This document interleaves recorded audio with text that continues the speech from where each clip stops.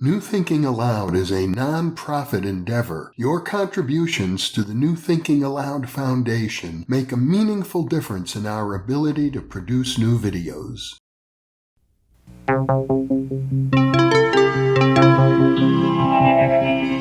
Thinking Aloud.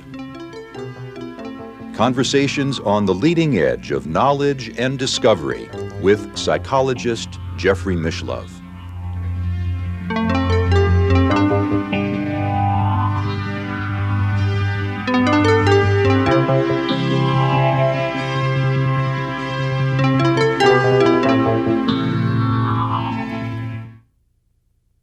Hello and welcome. I'm Jeffrey Mishlove. Our topic today is memory and suggestibility. With me is Dr. Michael Yapko, a clinical psychologist in private practice in San Diego. He is also the director of the Milton Erickson Institute in San Diego and the author of 6 books, including Trancework and Suggestions of Abuse, True and False Memories of Childhood Sexual Trauma. Welcome, Michael. Thank you very much. It's a pleasure to be here with you to discuss a topic which I think is becoming of increasing concern to people, and it is the issue of the reliability of memory and the ways in which memories can be affected by suggestions, particularly in the psychotherapeutic setting.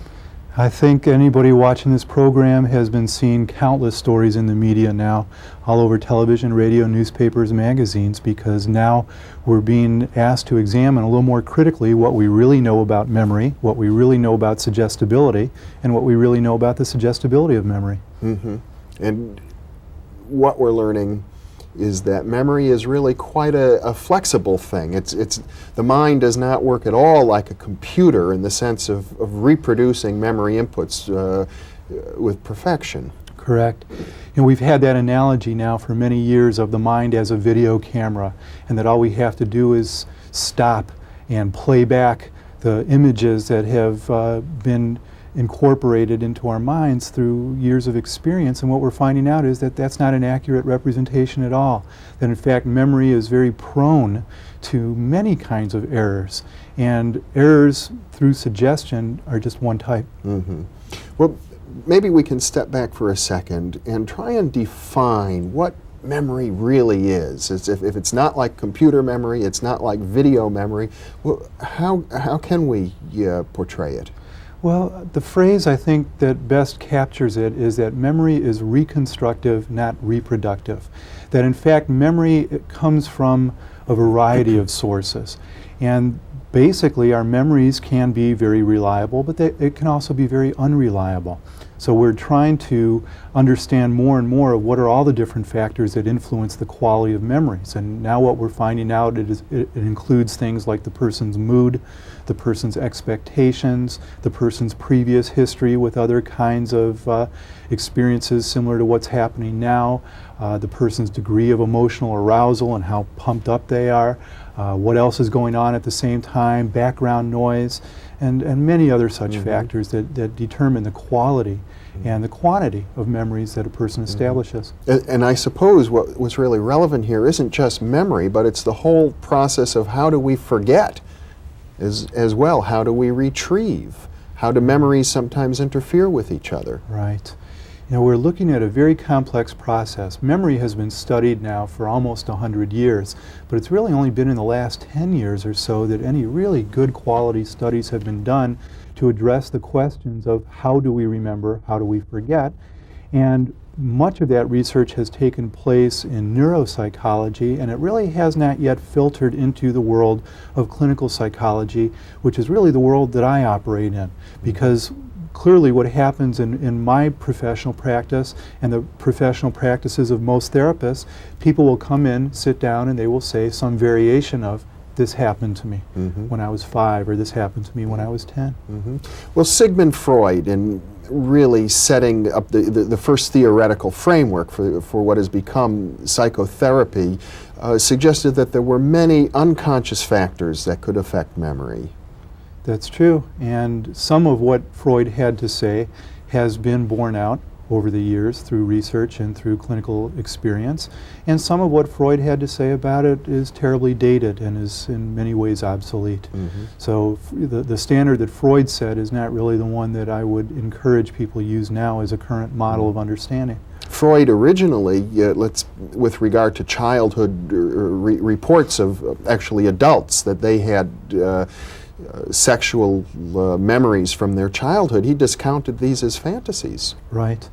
And that has led to many problems. You know, there are a couple of issues in that particular question that you're asking. And one is, why don't people remember much from their childhood in general? And the so-called childhood amnesia that was assumed to be psychologically motivated, that there must have been issues and conflicts going on in childhood that somebody would repress or suppress, keep out of their awareness. And then the other issue is when people come in and report episodes of incest, episodes of sexual abuse from childhood, are they real or are they fantasy? Now, the fact that Freud deemed them largely fantasy has had a very lasting impact that has been very detrimental to the field. Because what we now have come to realize, of course, is that not only does incest happen, but it happens far more frequently than we ever imagined. But for the first 3/4 of this century, people assumed it wasn't happening, that these were that when someone came in and said this happened to me, they were very likely to be ignored, and their allegations dismissed as a product of sheer fantasy. And I suppose it's fair to say, for the record, that the real challenge to Freudian thinking on this issue came from therapists who had a feminist orientation and felt that he was discounting the reports of women. I think that's true. I think that feminism has played a huge role in starting to redefine our understandings of what happens in families, what happens in healthy families versus unhealthy families, and what sexuality ultimately is about, and redefines our understandings of parent-child relationships in which there are elements of sexuality. And I think we're deeply indebted to them in that regard. So on the one hand, I suppose we have the classical Freudian view that reports of childhood sexual trauma are almost certainly fantasy, and on the other hand, there's also a point of view that would suggest that these reports are almost certainly accurate memories. You're right about that, and that concerns me a lot, because what it represents, that you've just captured so well, is the extreme polarity in the field. You have at one end of the spectrum all the individuals who say you have to believe every report, no matter how absurd or no matter how questionable the circumstances were in which the report was made. And then you have other individuals who question everything, who believe nothing, who dismiss it right away. And of course, the extremes never serve an understanding of reality very well. And so really what I've been trying to do in the work that I've been doing is try and help people understand both sides of it, which is that abuse happens with far too great a frequency, and at the same time it's also true that under certain conditions there are false allegations that come about. And it seems to me that what we really have to do is create an atmosphere where people can be believed when they come forth with these reports, and that we make sure at the same time that no one is creating these kinds of memories unintentionally. I think this is a crucial point because, as you've written, and I think most people would probably concede, most therapists would certainly concede, when a client comes into a therapist's office and reports a memory, the tools that are available to that therapist or to the client to determine whether or not the memory was an accurate memory are very limited. Extremely limited. And we have to be careful too about the conditions under which this interaction takes place. You see, for most individuals who have been abused, at least as far as the data currently show, they know now, and they have always known that they were abused. They may never have talked to anyone about it, but they've always known about it. And so when somebody walks in, sits down and says, "This happened to me," there's no basis for discounting this person or disbelieving this person. And to me, one of the most serious charges that I hear leveled against some therapists is that they will dismiss it out of hand as being fantasy. And here's this person dealing with some of the worst things that can happen in life, and they're being isolated again. They're being abandoned again by the one person who should be in a position to help. I think anybody who works with abuse survivors knows how very important it is to be believed. But now we're dealing with a different circumstance. Now we're no longer just dealing with the condition in which somebody comes in and says, this happened to me. Now we're dealing with conditions in which someone will come in, present symptoms, and not specifically present a history of abuse in their background.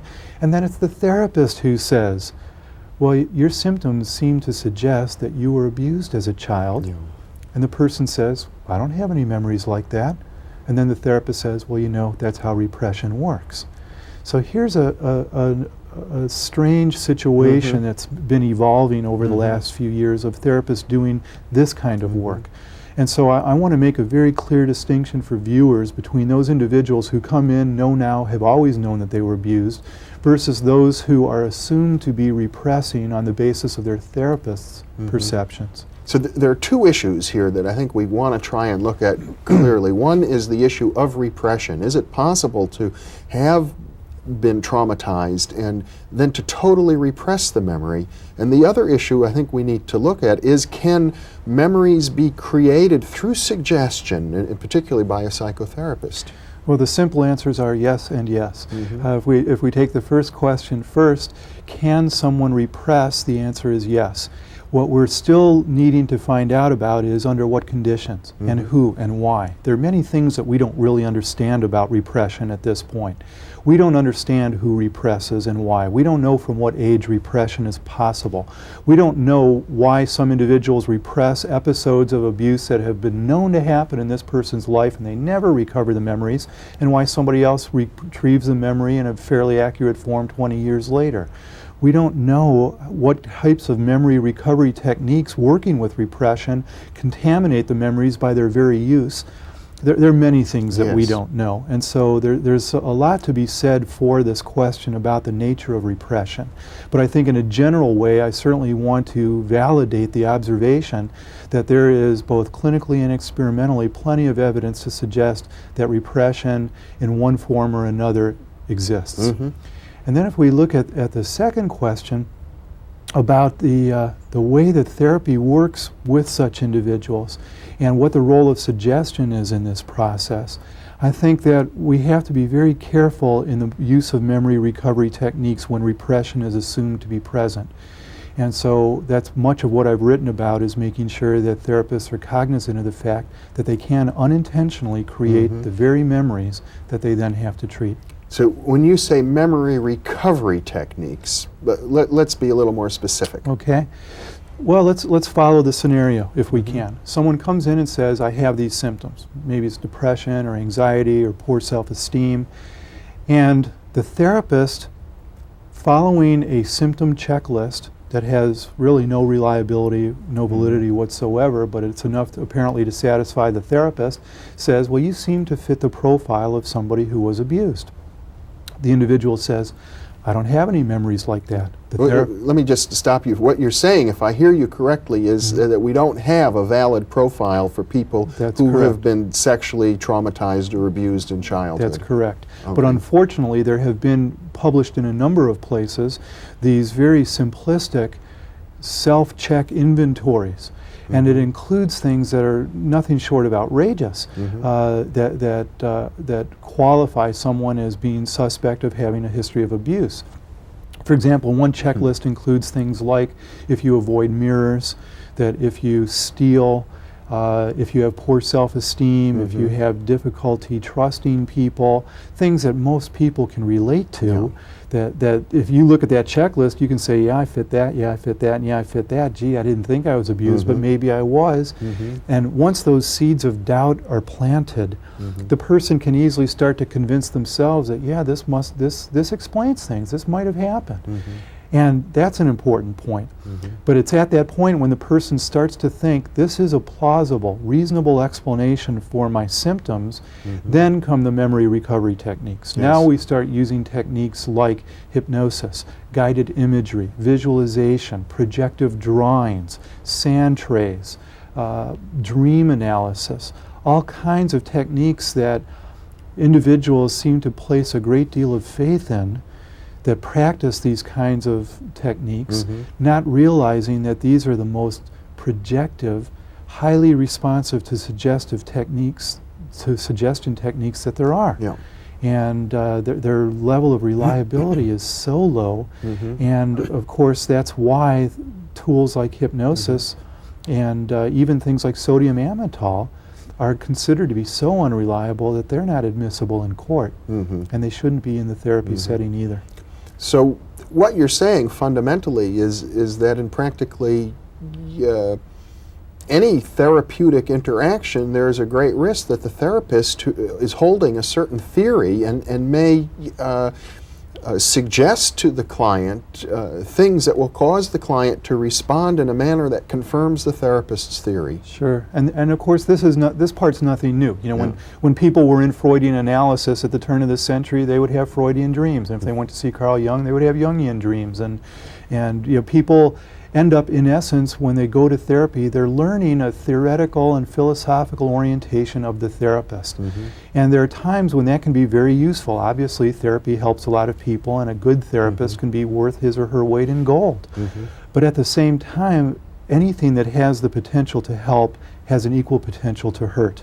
And so part of what I'm encouraging through the things that I write about is how do we better make the distinction between techniques that hold greater potential to harm people by absorbing them in that particular belief system. It seems that historically what's happened is that we've come to realize that sexual abuse is far more common than we thought it used to be, and now there are therapists who have a theoretical orientation, which is that sexual abuse is the cause of the problems that are coming into their office. Some of the stories I can tell you, you know, I was just in London, and I filmed a documentary for the BBC, and part of what they did was an expose about a clinic in London that literally, no matter what problem somebody comes in with, they walk out believing that sexual abuse that's been repressed is the underlying cause.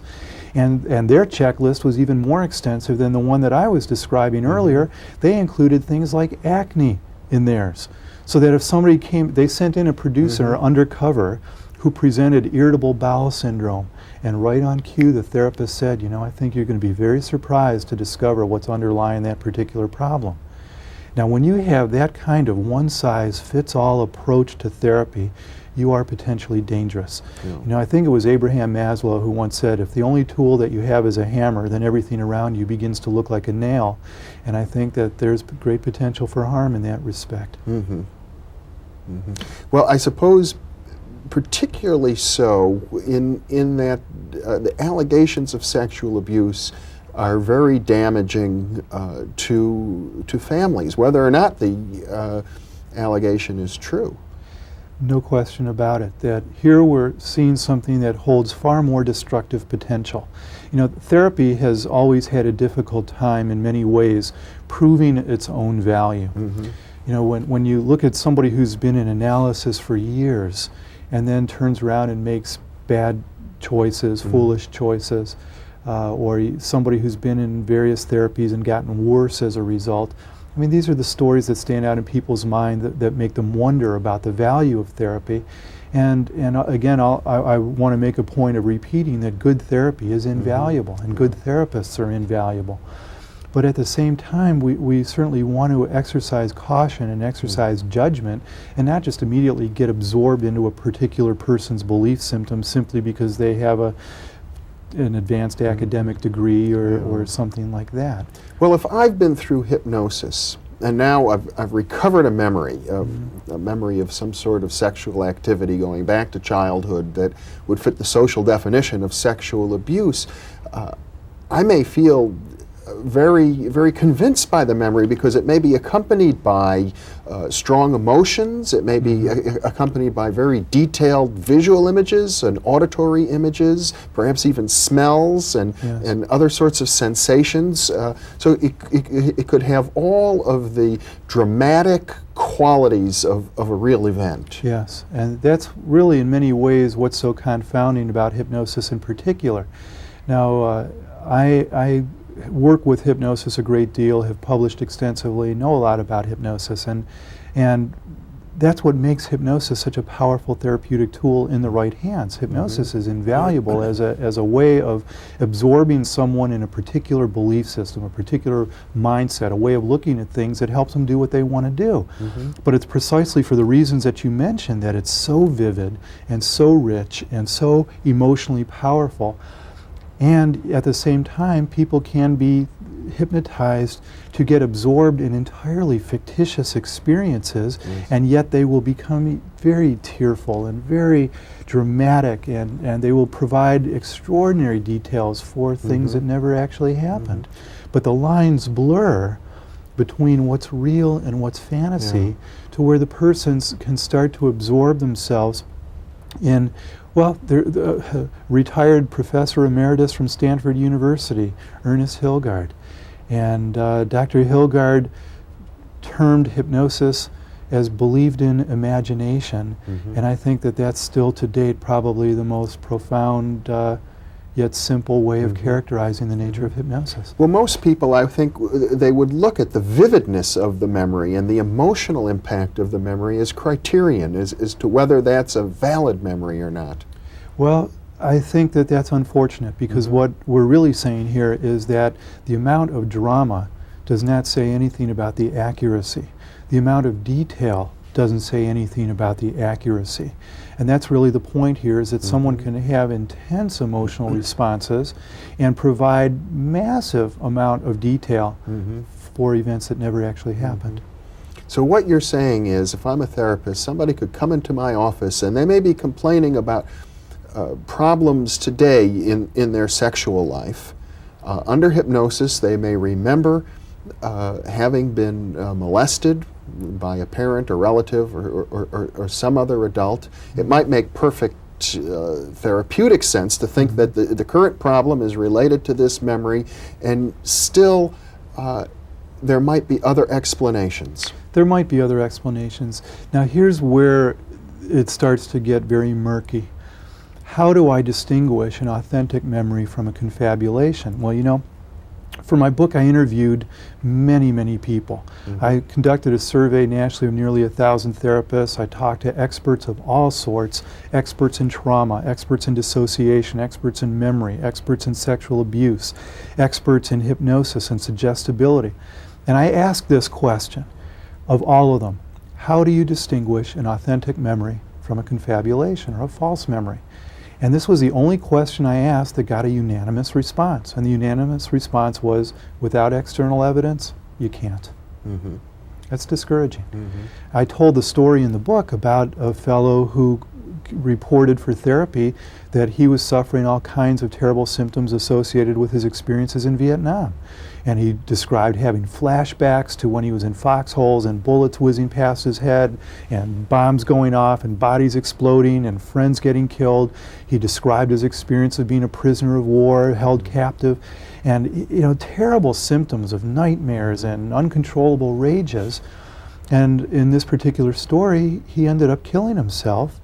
And his wife of 20 years wanted to get his name placed on the Vietnam War Memorial, and they said, fine, but we need to research his background a little bit. And so they tried to find out then what unit he was in and when he was there and all of that. How could anybody have known this guy was never in Vietnam?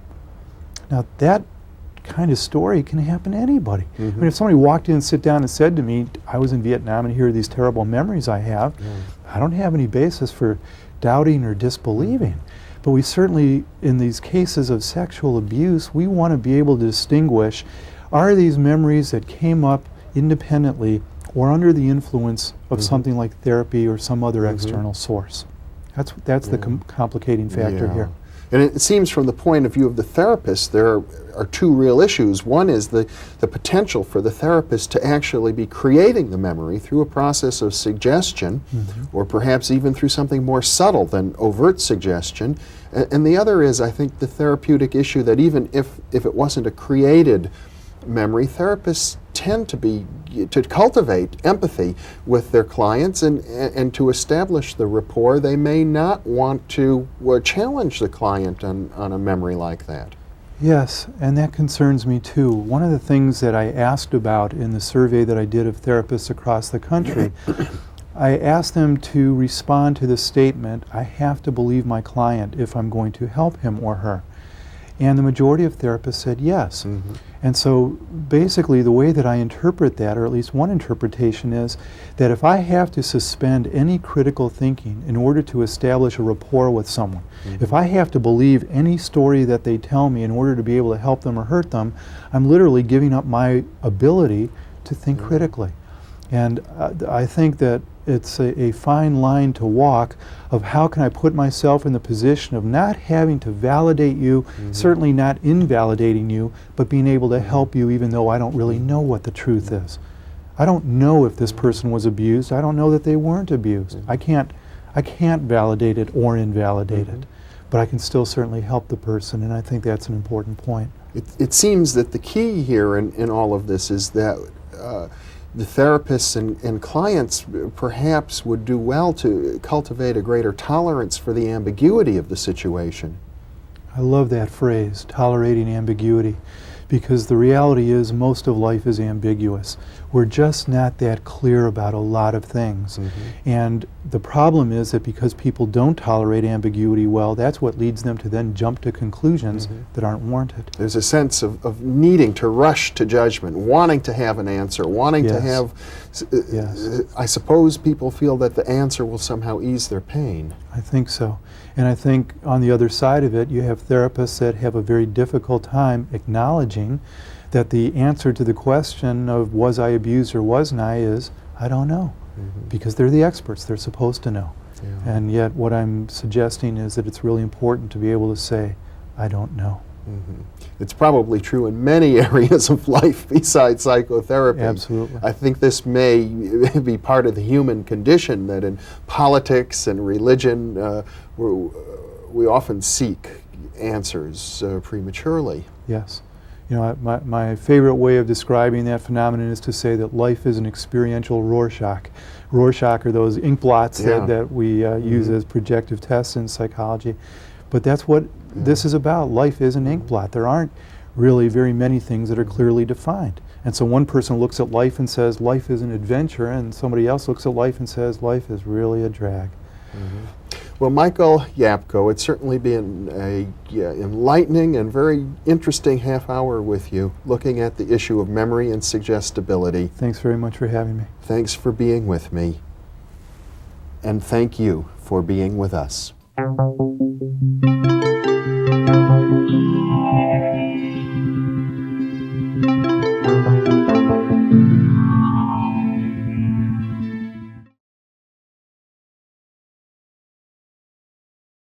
I imagine that by now many of you already realize that, in conjunction with White Crow Books, we've just launched the new Thinking Aloud Dialogues book imprint, and our first title is There Life After Death? New Thinking Aloud is a non-profit endeavor. Your contributions to the New Thinking Aloud Foundation make a meaningful difference in our ability to produce new videos.